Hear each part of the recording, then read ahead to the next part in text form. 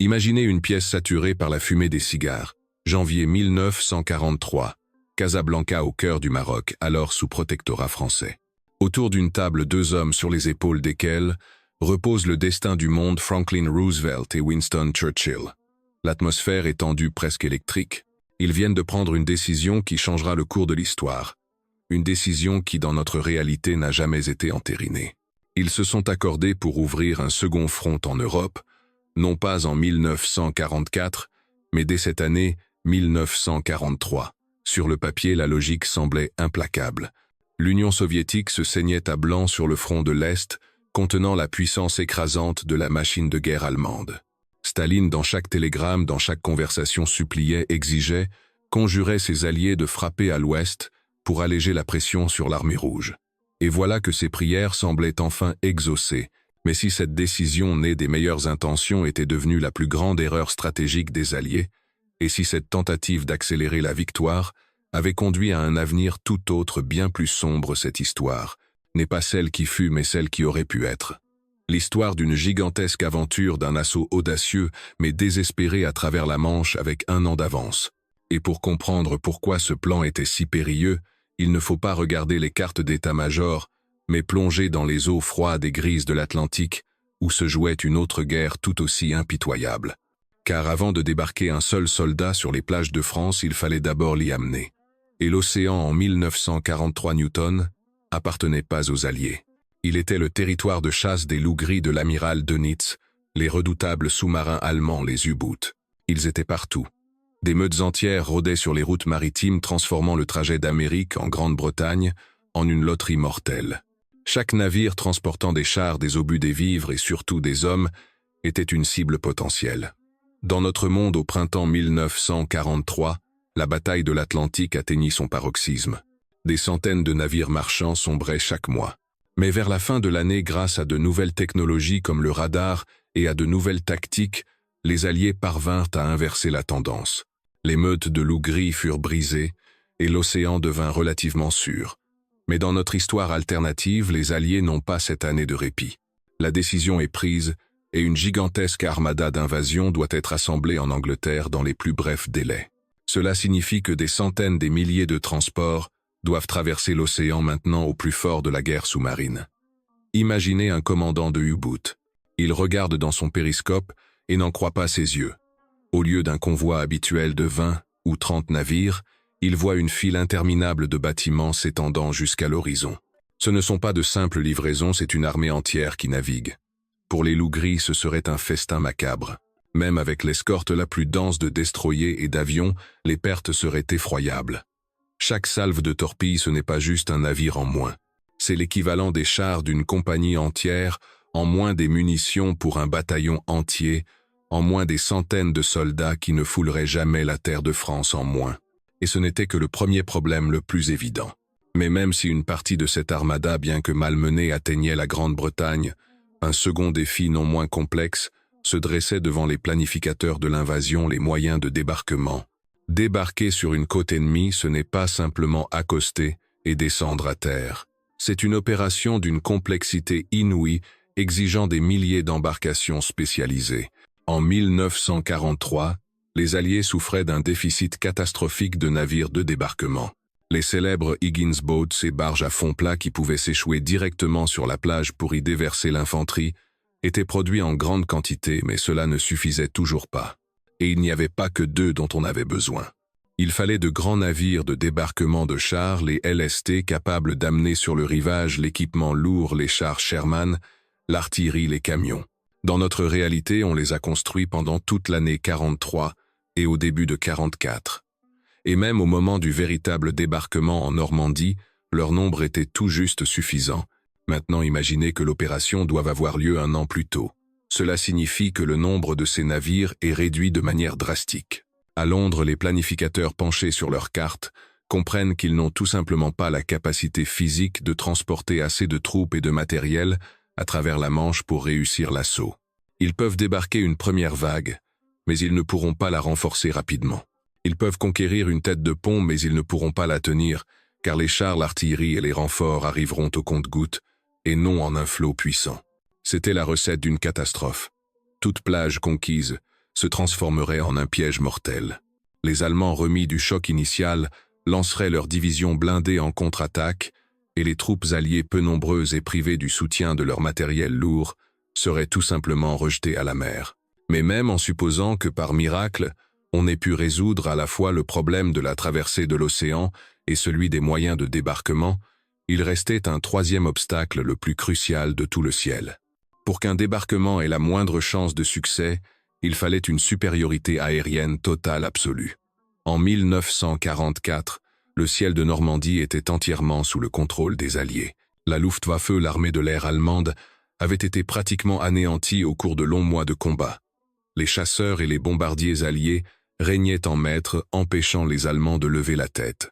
Ils mitraillaient les colonnes en marche, bombardaient les ponts et les voies ferrées, paralysant toute tentative allemande d'acheminer des renforts vers la zone de débarquement. Mais en 1943, le tableau était radicalement différent. La Luftwaffe à l'ouest était encore très puissante.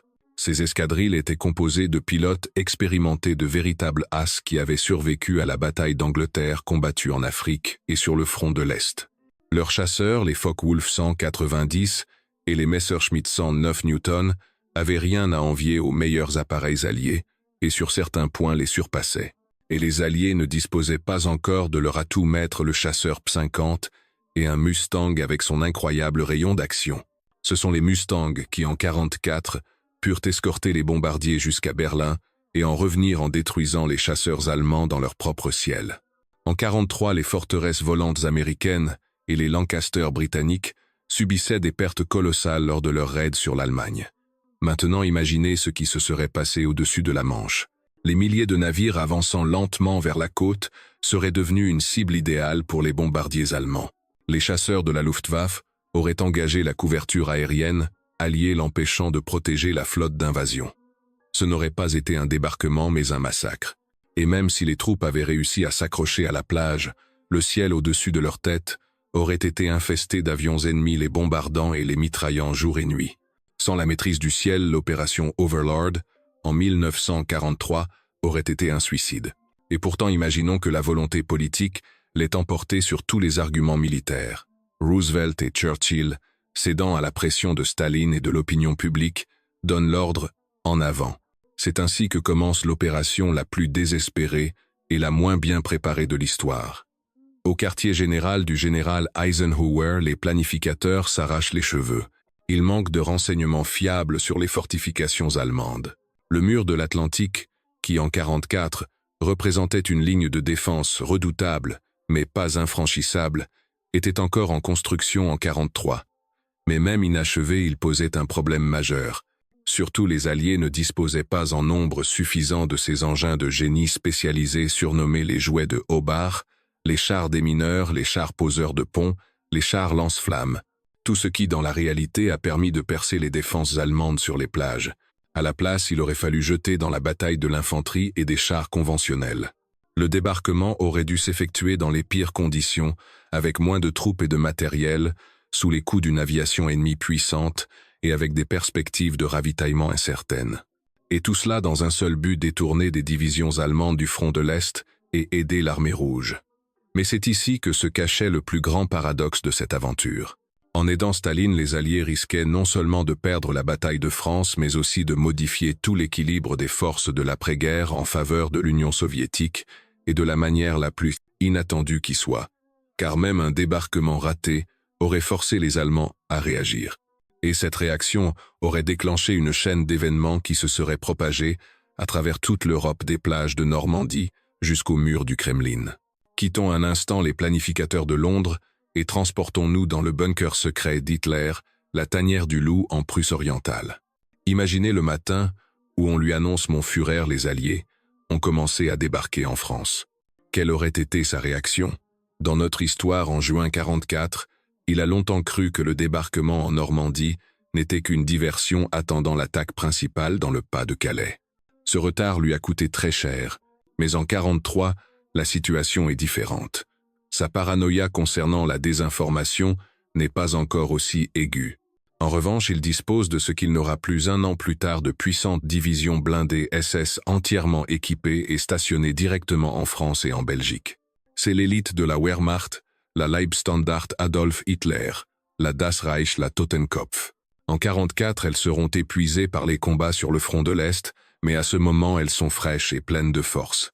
Hitler très probablement n'aurait pas hésité. Il aurait donné l'ordre que redoutaient tant les généraux alliés, jeter toutes les réserves dans la bataille et rejeter le débarquement à la mer. Et cette avalanche d'acier se serait déversée vers la côte. Les chars Tigre et Panthère, qui en 1944 étaient une force redoutable, mais déjà moins rare, auraient été en 1943 un cauchemar absolu pour les Alliés. Le char principal des Américains, le Sherman, ne pouvait tout simplement pas rivaliser avec eux. Ses obus ricochaient sur le blindage frontal du Tigre, tandis que le char allemand pouvait transpercer un Sherman de part en part à une distance d'1,5 kilomètre. Une bataille d'une violence inouïe commence. Les Alliés, qui ont débarqué au prix de pertes énormes, tentent de s'accrocher à une étroite bande de terre. Ils manquent d'armement lourd. Leur aviation ne peut leur fournir une couverture fiable. Et face à eux déferle le point d'acier des meilleures divisions du Reich. Nous sommes donc en juin 1943. Les plages de Normandie où peut être du pas de Calais se transforment en enfer. Le débarquement allié commençait avec d'immenses difficultés, s'enlise sous les coups des réserves allemandes. Le général Rommel, le renard du désert, qui dans notre histoire était en permission, est cette fois sur place et dirige personnellement la défense. Les chars allemands écrasent les poches de résistance dispersées. Dans les airs, les Focke-Wulf règnent en maître. Le ravitaillement à travers la Manche est pratiquement paralysé. Pour les soldats sur la plage, cela devient un combat désespéré pour la survie piégée dans une nasse. Mais cette catastrophe locale en France a un écho immédiat à des milliers de kilomètres de là, dans les plaines infinies de Russie. C'est précisément à ce moment, au début de l'été 1943, qu'Hitler préparait sa dernière grande offensive à l'Est, l'opération Citadelle plus connue, sous le nom de bataille de Kursk. Pour cette offensive, les meilleures forces de la Wehrmacht avaient été rassemblées les plus puissantes formations de chars. C'est là que les nouveaux Tigres et Panthers devaient décider de l'issue de la guerre. Et voilà imaginer la réunion à l'état-major allemand. D'un côté, le plan pour anéantir l'armée rouge près de Kursk, de l'autre, les rapports de France indiquant que les Anglo-Américains se sont agrippés à la côte et qu'il faut les anéantir d'urgence. Que choisit Hitler? La réponse est évidente. La menace à l'ouest aux portes de l'Allemagne est pour lui bien plus effrayante. Il ne peut pas prendre de risques et il donne un ordre fatal, l'opération Citadelle est reportée. Toutes les réserves disponibles en premier lieu, les corps blindés d'élite de la SS, sont immédiatement transférés de la région de Kursk vers la France. À cet instant, le pendule de la guerre sur le front de l'Est bascule avec un grincement assourdissant.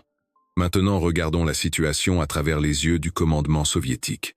Le maréchal Zhukov et les autres chefs militaires au Kremlin reçoivent des rapports de renseignement plus stupéfiants les uns que les autres. Premièrement, les Alliés ont enfin débarqué en France. C'est une bonne nouvelle, même s'ils y sont enlisés. Mais la deuxième nouvelle est encore meilleure, tout simplement incroyable. Les convois ferroviaires allemands qui s'accumulaient depuis des semaines face aux saillants de Kursk font soudainement demi-tour et repartent à toute vitesse vers l'ouest. Les divisions de Panzers d'élite, qui devaient percer la défense soviétique, disparaissent purement et simplement du front. Pour l'état-major soviétique, c'est un cadeau du destin. Il se préparait à une bataille défensive des plus rudes, avait créé une défense en profondeur enterrée des milliers de chars et de canons anti-chars. Il s'attendait à affronter un raz de marée de blindés allemands, et à la place, c'est le silence. L'offensive que tous attendaient et redoutaient est annulée. Mais Staline et ses généraux ne sont pas du genre à laisser passer une telle chance. Ils comprennent, c'est maintenant ou jamais. Le front allemand à l'Est est soudainement affaibli. Les meilleures et les plus puissantes unités d'assaut sont parties combattre en France. C'est une opportunité unique. Et au lieu de défendre, l'armée rouge passe elle-même à l'offensive. Mais ce n'est plus une simple contre-attaque près de Kursk. C'est quelque chose de bien plus grand. Les stratèges soviétiques voient s'ouvrir devant eux la possibilité d'une opération d'une ampleur sans précédent. Une opération qui, dans notre histoire, n'aura lieu qu'1 an plus tard, sous le nom d'opération Bagration. Mais maintenant, en 1943, elle a toutes les chances d'être un succès foudroyant. L'objectif n'est pas seulement de repousser les Allemands, mais d'effondrer complètement tout leur front central. L'armée rouge porte son coup, et ce coup s'avère bien plus puissant que les Allemands ne pouvaient l'imaginer. Sans leur meilleure division de Panzers qui se battent désespérément quelque part dans le bocage normand, la défense allemande à l'est se fissure. Les armées de chars soviétiques, comme un couteau dans du beurre, traverse les lignes affaiblies de l'ennemi. Une gigantesque offensive commence sur tout le front.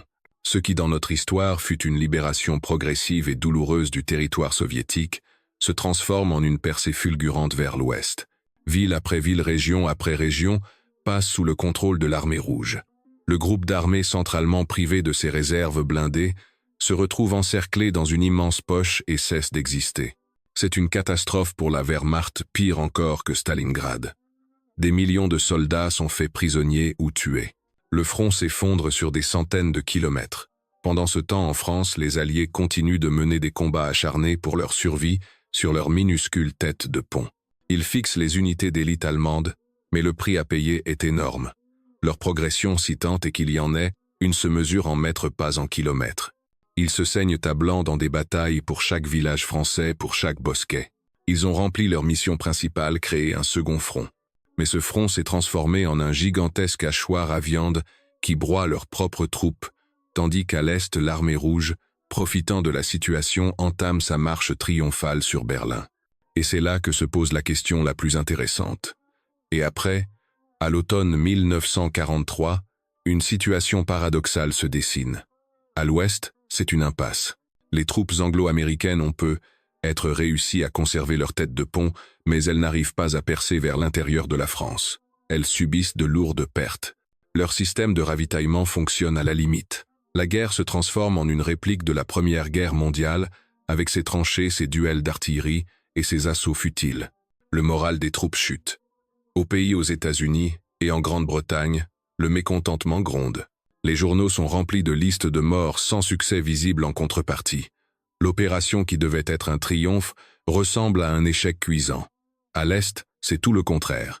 L'armée rouge, ne rencontrant pas de résistance sérieuse, libère toute la Biélorussie, l'Ukraine et approche des frontières de la Pologne. Le rythme de l'avancée est stupéfiant. Staline se sent triomphant. Il a obtenu ce qu'il voulait. Les Alliés sont empêtrés dans une lutte difficile à l'ouest et lui récoltent les fruits, libérant d'immenses territoires et se rapprochant à grands pas des frontières de l'Allemagne même. Hitler est fou de rage. Il est écartelé entre deux fronts. Il est contraint de transférer ses réserves, déjà maigres tantôt à l'ouest, tantôt à l'est, essayant de colmater les brèches d'une défense qui s'effondre. Mais les ressources ne suffisent plus. La machine de guerre allemande tourne à plein régime et commence à se désagréger. L'économie craque. La production de chars et d'avions ne parvient pas à compenser les pertes gigantesques. La fin du Troisième Reich devient évidente pour tous. La seule question est qui entrera le premier dans Berlin, et la réponse à cette question ne semble plus aussi certaine que dans notre histoire.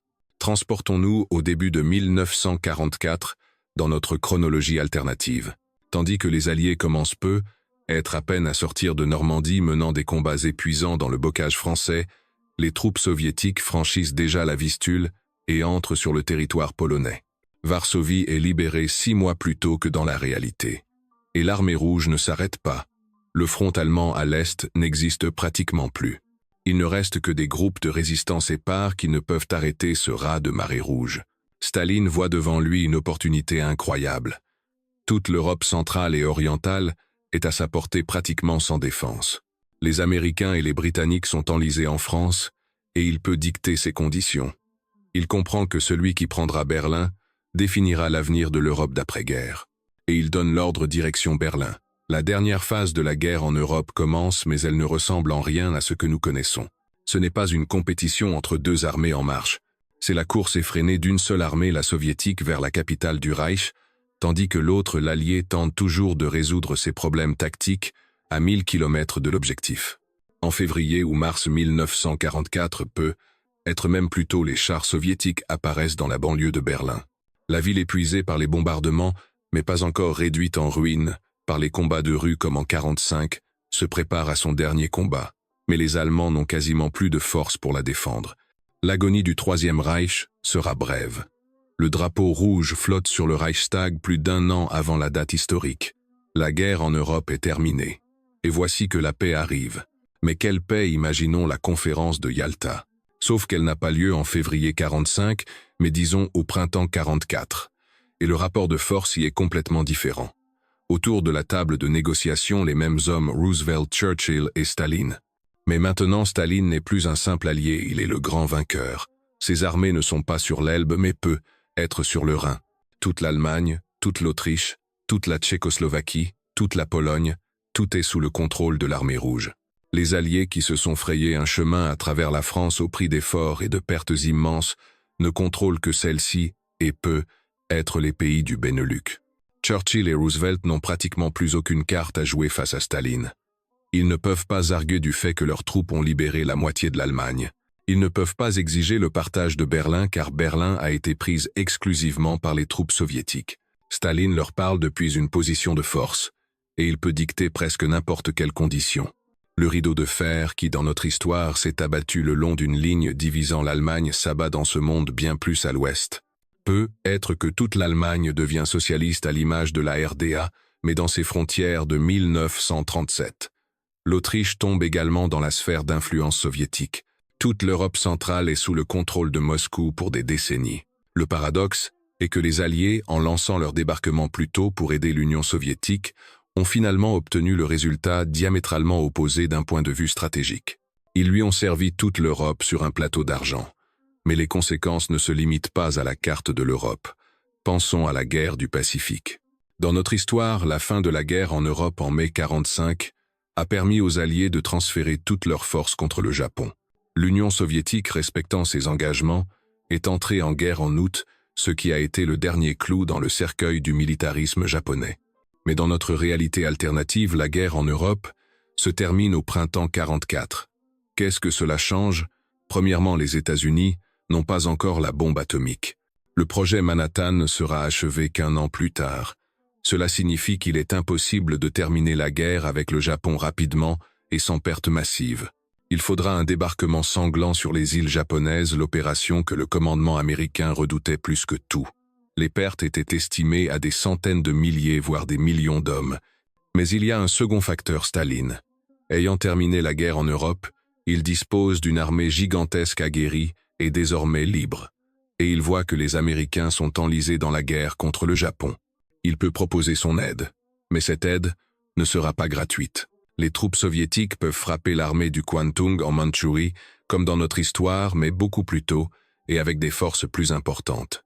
Elles peuvent participer au débarquement sur Hokkaido, l'île nord du Japon. En conséquence, le Japon d'après-guerre pourrait lui aussi se retrouver divisé comme la Corée ou l'Allemagne.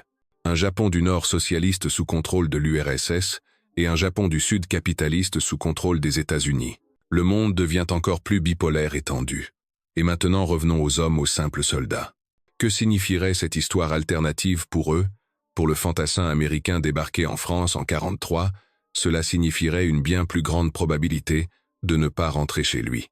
Les combats auraient été plus féroces, les pertes plus élevées. Au lieu d'une marche triomphale à travers la France, des mois d'une guerre de tranchées épuisante l'auraient attendu. Pour le soldat soviétique, au contraire, la guerre aurait pu se terminer plus vite. Au lieu de se battre encore 2 longues années, il aurait être célébré la victoire à Berlin dès 1944. Mais à quel prix pour l'avenir de son pays et de toute l'Europe? Et qu'en est-il du soldat allemand? Pour lui, l'agonie du Reich aurait simplement été plus courte mais pas moins intense. Il aurait dû se battre avec le désespoir d'un condamné sur 2 fronts, sachant qu'aucun miracle ne se produirait plus. Et le plus important, la psychologie des vainqueurs et des vaincus. Dans notre histoire, la victoire fut partagée. Américains, Britanniques et Soviétiques ont tous apporté leur contribution décisive à la défaite du nazisme. Cela a créé un sentiment d'unité certes fragile, mais qui a servi de base à l'ordre mondial de l'après-guerre, à l'Organisation des Nations Unies. Dans notre scénario, la victoire a un tout autre visage. Il y a un grand vainqueur principal, l'Union soviétique. Et il y a ses alliés qui ont mené une opération sanglante et ratée et se sont retrouvés au second plan. Cela n'aurait pas engendré l'unité, mais des rancœurs et des suspicions mutuelles.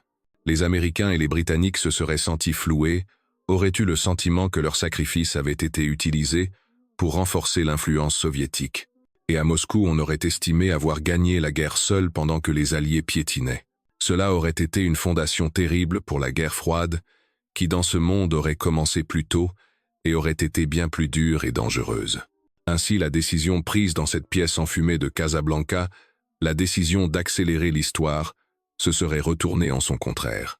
La volonté de finir la guerre plus vite aurait mené à un monde bien plus instable et périlleux que celui que nous connaissons. C'est l'exemple classique de la manière dont en grande stratégie les bonnes intentions peuvent mener à des conséquences catastrophiques. Parfois il vaut mieux agir non pas vite mais juste.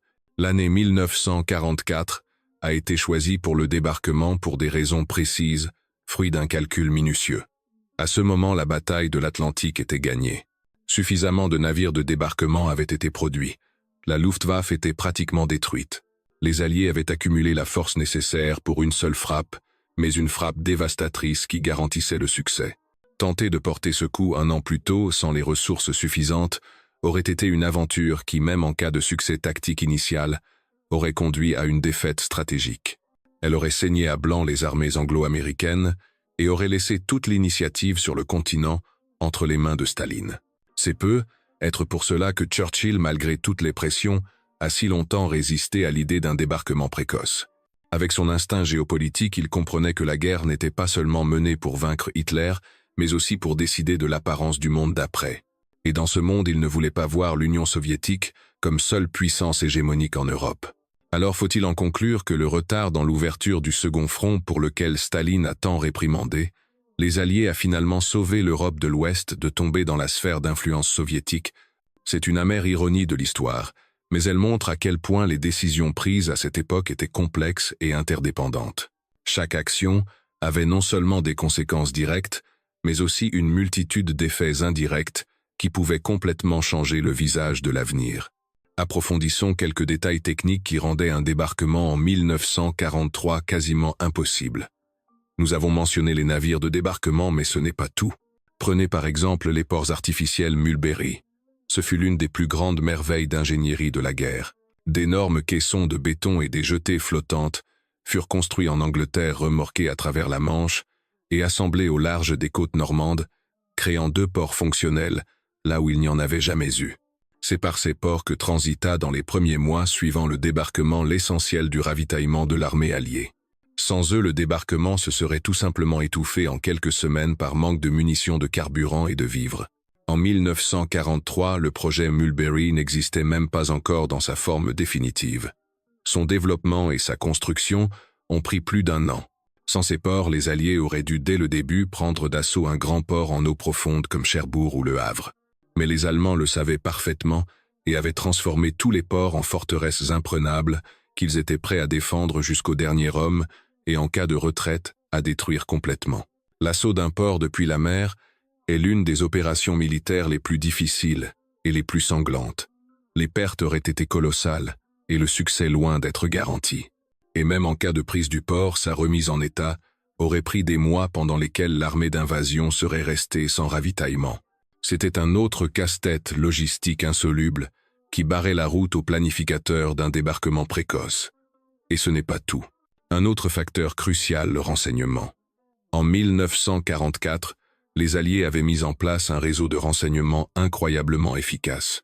La résistance française fournissait des informations inestimables sur la position des unités allemandes, leur nombre et leur armement. La reconnaissance aérienne avait photographié chaque mètre de la côte. Et surtout, grâce à l'opération Ultra, le décryptage des machines de chiffrement allemandes Enigma, le commandement allié lisait les radiogrammes secrets allemands comme un livre ouvert. Il savait presque tout des plans de l'ennemi, de ses forces et de ses faiblesses. Cela leur donnait un avantage gigantesque. En 1943, tout cela n'existait pas ou n'en était qu'à ses balbutiements. Le réseau de la résistance, bien que déjà actif et courageux, n'était pas encore la force unifiée et organisée qu'il deviendrait.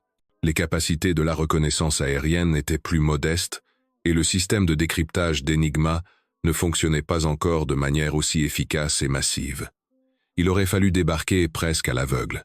Les Alliés n'auraient pas su avec précision où les attendaient les fortifications les plus solides, où se trouvaient les réserves de l'ennemi et quelles étaient ses intentions. Cela transformait une opération risquée mais calculée en un véritable coup de poker où les vies de centaines de milliers de soldats étaient mises en jeu.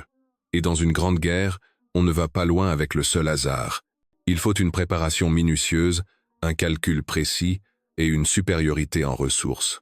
De tout cela, les Alliés ne disposaient pas en quantité suffisante en 1943. Et du côté allemand, comment auraient-ils utilisé cette année supplémentaire si le débarquement avait échoué? L'échec du débarquement en 1943 aurait été un cadeau incroyable pour la propagande nazie. Goebbels aurait claironné au monde entier la plus grande victoire des armes allemandes, proclamant que la forteresse Europe était imprenable. Cela aurait pu remonter le moral en Allemagne affectée après Stalingrad, ainsi que dans les territoires occupés. Hitler se serait senti comme un stratège de génie qui avait anticipé et repoussé l'assaut. Mais plus important encore, après avoir écrasé le débarquement, il aurait pu à nouveau transférer ses divisions d'élite vers l'Est. L'armée rouge aurait alors dû les affronter en 1944. L'offensive soviétique aurait être été stoppée. La guerre sur le front de l'Est se serait prolongée d'une autre année, devenant encore plus sanglante. Cela aurait entraîné des pertes encore plus grandes parmi la population et les soldats soviétiques. Pendant ce temps, les Allemands auraient gagné un répit pour déployer leurs armes miracles. Les chasseurs à réaction, Me-262, les fusées 20 et V2, seraient apparus sur le champ de bataille en bien plus grand nombre.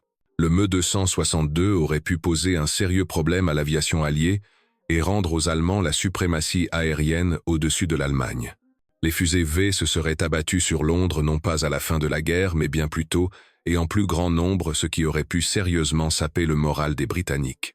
Il s'avère que l'échec du débarquement en 1943 Newton aurait non seulement pas rapproché la fin de la guerre, mais l'aurait au contraire prolongée et rendue encore plus destructrice pour tous les participants.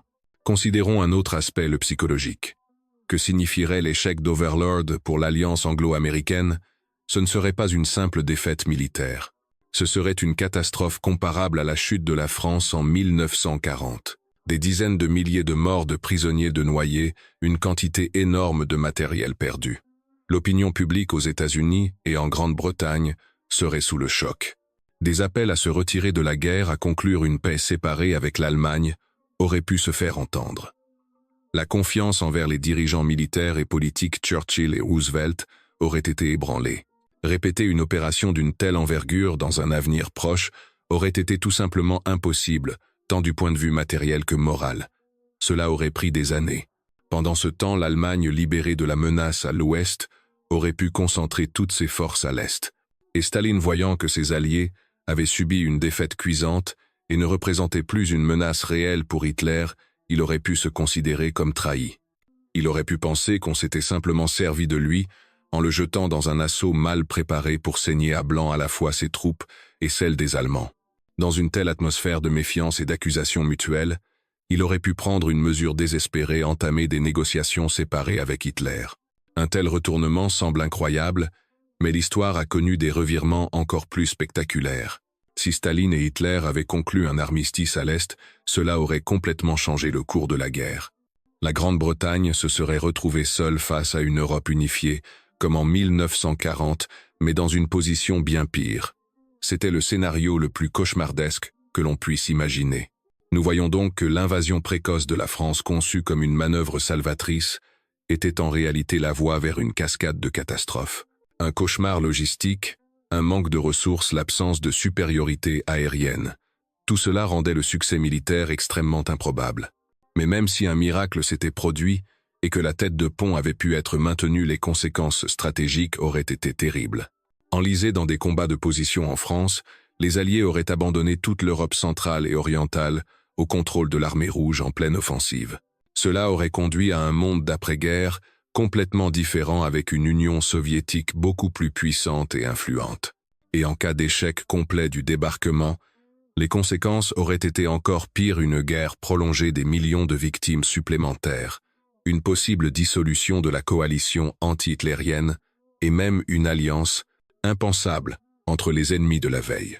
L'histoire n'aime pas les si, mais l'analyse de scénarios alternatifs nous permet de mieux comprendre la logique des événements réels. Elle montre que le débarquement en Normandie en juin 1944 Newton n'était pas une simple opération parmi d'autres. C'était un coup de maître millimétré, préparé par des efforts titanesques et exécuté au seul moment opportun. Le moment où tous les facteurs, militaires, économiques, technologiques et politiques, ont convergé en un seul point pour assurer la victoire. Toute tentative de précipiter l'histoire d'un an aurait été un saut dans l'abîme, avec des conséquences imprévisibles, mais presque certainement tragiques, pour le monde entier. Revenons sur le front de l'Est et imaginons ce qui s'y serait passé en détail. L'offensive de Koursk est annulée et l'armée rouge lance sa propre offensive grandiose. Dans notre histoire, l'opération Bagration en 1944 fut un chef-d'œuvre d'art militaire. Les troupes soviétiques ont appliqué des tactiques de percée en profondeur et d'encerclement en utilisant leur énorme supériorité en hommes et en matériel. Mais en 1943, malgré le retrait des réserves allemandes, l'armée rouge n'avait pas encore cette supériorité écrasante. La Wehrmacht était encore très forte. Ses soldats étaient expérimentés et bien commandés. Par conséquent, l'offensive, bien qu'elle eût été couronnée de succès, se serait probablement accompagnée de pertes bien plus lourdes du côté soviétique. Les pointes blindées se seraient enlisées dans la défense. Il aurait fallu la ronger en perdant hommes et matériel. Oui, au final, le front aurait été percé. Mais à quel prix l'armée rouge serait arrivée aux frontières de l'Allemagne plus affaiblie et épuisée que dans notre réalité? Cela aurait pu influencer la phase finale de la guerre.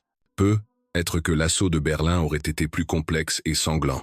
Ou être que l'armée fatiguée aurait été contrainte de s'arrêter sur une ligne intermédiaire, par exemple sur le fleuve Oder, pour se regrouper et refaire ses forces.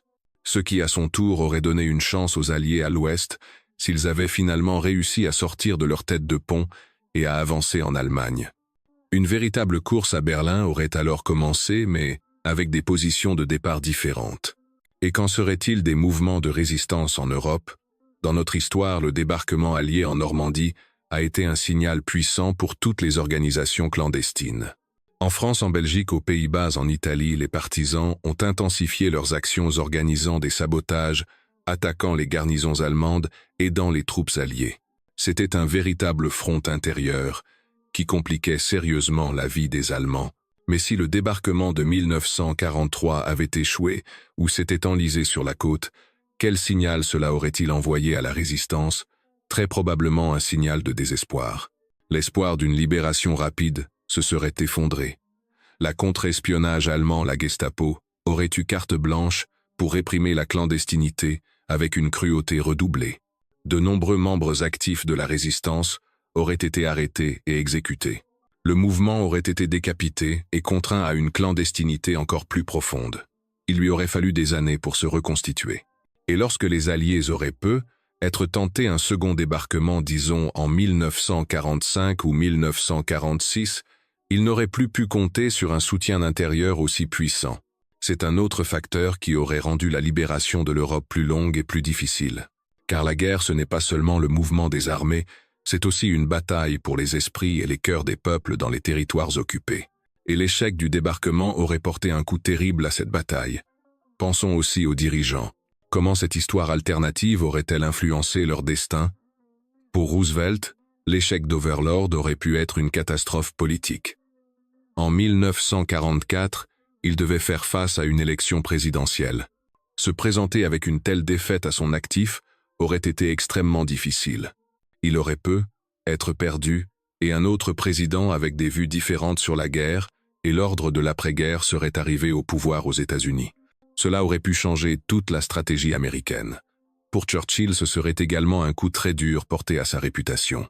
Il avait toujours été considéré comme un partisan d'une stratégie périphérique plus prudente, avec des frappes en Italie ou dans les Balkans. S'il avait cédé à la pression et accepté un débarquement aventureux en France qui aurait échoué ses opposants politiques, n'aurait pas manqué de s'en servir. Son gouvernement aurait pu tomber, et Hitler, comme nous l'avons dit, une victoire tactique en France, aurait pu renforcer son autorité ébranlée. Le complot du 20 juillet 1944, la tentative d'attentat contre sa vie n'aurait être pas eu lieu dans cette réalité. Les officiers, voyant que le Führer avait réussi à repousser l'invasion, auraient pu reporter leur plan. Cela signifierait que le régime nazi serait resté monolithique jusqu'à la toute fin, ce qui aurait rendu sa défaite encore plus difficile. Le destin du monde n'est pas seulement façonné par les armées, mais aussi par les personnalités. Et un changement dans le cours de la guerre aurait inévitablement changé le destin de ceux qui étaient à sa tête. En fin de compte, l'histoire du débarquement hypothétique de 1943 est une histoire d'équilibre, un équilibre fragile entre le désir et les capacités, entre la nécessité politique et la réalité militaire.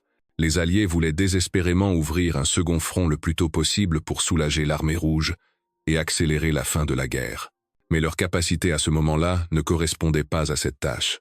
Ils n'avaient pas assez de navires, d'avions, de chars et surtout d'expérience pour mener une opération aussi complexe. Tenter de rompre cet équilibre, de foncer tête baissée, aurait conduit à une réaction en chaîne d'événements imprévisibles. Cette histoire nous enseigne que dans la guerre comme dans la vie, le bon moment est décisif. Trop tôt, et vous subissez une défaite par manque de préparation. Trop tard et vous manquez votre chance. L'art des grands commandants et des grands hommes d'État consiste précisément à identifier sans erreur cet unique moment juste pour frapper le coup décisif. En 1944, le commandement allié a trouvé ce moment. Ils ont attendu accumuler leurs forces, préparer le terrain, tromper l'ennemi, et ont finalement porté un coup qui, malgré toute sa complexité et son caractère sanglant, a marqué le début de la fin du Troisième Reich et a conduit à la victoire que nous connaissons. Et en analysant ce qui aurait pu être, nous ne faisons que comprendre plus profondément la grandeur de ce qui a réellement eu lieu. En conclusion de notre expérience de pensée, nous arrivons à une conclusion saisissante. L'opération Overlord menée 1 an plus tôt serait devenue pour les Alliés, avec une probabilité proche de 100%, un second Dunkerque, mais à une échelle bien plus grande. Une catastrophe qui les aurait rejetés des années en arrière et aurait mis en doute la possibilité même d'une victoire à l'Ouest. Mais le principal paradoxe réside dans son impact sur le front de l'Est. Même un débarquement raté aurait forcé les Allemands à retirer leurs meilleures unités de l'Est. Cela aurait en retour laissé les mains libres à l'armée rouge et lui aurait permis de lancer une offensive fulgurante sur Berlin. En conséquence, au milieu de l'année 1944, toute l'Europe centrale et être même occidentale, se serait retrouvée sous le contrôle de l'Union soviétique. Les Alliés, en cherchant à aider Staline, lui auraient en fait offert tout le continent. Le monde après une telle guerre aurait été complètement différent. Au lieu d'une Allemagne divisée, nous aurions très probablement eu une Allemagne unifiée, mais entièrement socialiste. Le rideau de fer ne serait pas tombé sur l'Elbe, mais sur le Rhin, ou même plus loin. La guerre froide aurait commencé plus tôt et aurait été bien plus tendue, car l'équilibre des forces aurait été radicalement modifié en faveur de l'URSS. Ainsi, ce qui semblait être une décision logique et juste, aider au plus vite un allié qui se saignait à blanc, se serait avéré être un piège stratégique. La patience et la préparation minutieuse dont a fait preuve le commandement allié dans la réalité se sont révélées être une stratégie bien plus sage. Ils n'ont pas seulement gagné la guerre, ils ont aussi gagné la paix qui a suivi, en créant le paysage géopolitique qui, avec tous ses défauts, s'est avéré bien plus stable que son effrayante alternative. L'histoire a une fois de plus montré que parfois le chemin le plus court est loin d'être le meilleur. Que pensez-vous de ce scénario? Croyez-vous vraiment que l'histoire aurait pu prendre un tournant si différent à cause d'une seule décision? Partagez vos réflexions dans les commentaires